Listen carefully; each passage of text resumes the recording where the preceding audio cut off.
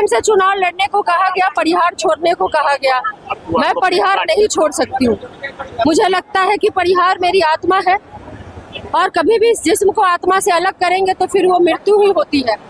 शायद मैं मर जाती परिहार से अलग हो करके। मैंने कहा कि जिसको हाथों में आप परिहार देने जा रहे हो, आपको लग रहा है कि वो जीत जाएगी, लेकिन वो नहीं जीत सकती, मैं जानती हूँ।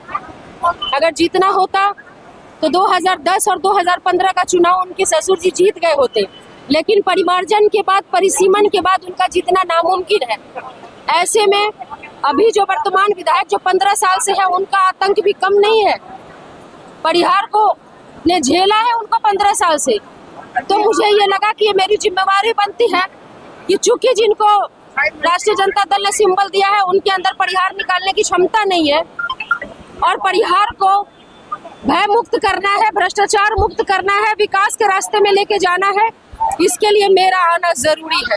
मैडम, आपने अभी संबोधन में कहा, क्या अभी भी मेरा नहीं हुआ है? मुझे आज भी लगता है कि अभी अपना वापस लेने में 2 दिन का वक्त है कि कोई अपना नॉमिनेशन जो है वो वापस ले ले।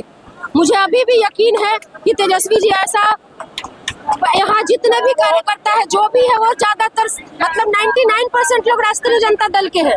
आपको अभी भी उम्मीद है तो कि हमारा सिंबल लालटेन ही होगा? मुझे अभी भी लगता है कि वो उनसे कह दे कि तुम छोड़ दो, नामांकन वापस ले लो, 2 दिन का समय है। और परिहार की जनता के हृदय को सुनते हुए कम से कम तेजस्वी जी कह दे कि चलिए रितु जायसवाल चूंकि नामांकन दे चुकी है तो राजद समर्थित उम्मीदवार ही हो जाए। मुझे अभी भी यकीन है कि वो इतना बड़ा जुल्म नहीं कर सकते हैं मेरे साथ और परिहार की जनता के साथ। वो आत्मा को जिस्म से अलग नहीं कर सकते। रितु जायसवाल और परिहार आत्मा और शरीर बन चुके हैं।